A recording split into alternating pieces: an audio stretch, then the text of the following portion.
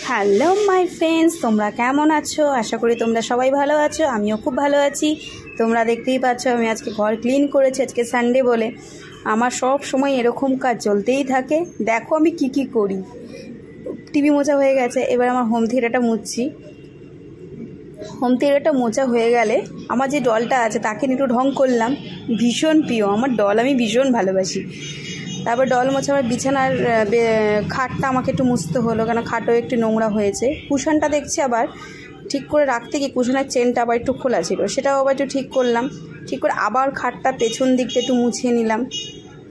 খাটটা মোছা হয়ে গেলে আমি এবার দেখো কতদূর আমার সাহস, আমি টুলে উঠে বিছানায় উঠে টুলের ওপর দাঁড়িয়ে আমি ফ্যান মুছছি। কত রিক্সে জানো।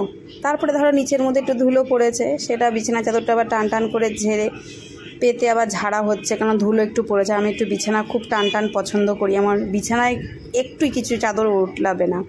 তারপরে চলে গেলাম দরজা মুছতে গিয়ে দেখো এই পড়ে গেলাম। আমি পড়ে যাচ্ছিলাম প্রচণ্ড, আর টুলটা দেখতেই পাচ্ছ, টুলটা ভাঙা। তারপরে চলে গেলাম ফ্রিজ মুছে ফ্রিজটাও ভালোভাবে মুছতে হতো যেহেতু রান্নাঘরের সামনে।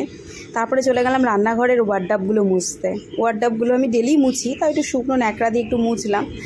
সানডে তো একটু ক্লিন রাখতে আমার ভীষণ ভালো লাগে। তারপরে চলে গেলাম ডাইনিং টেবিলটা মুছতে।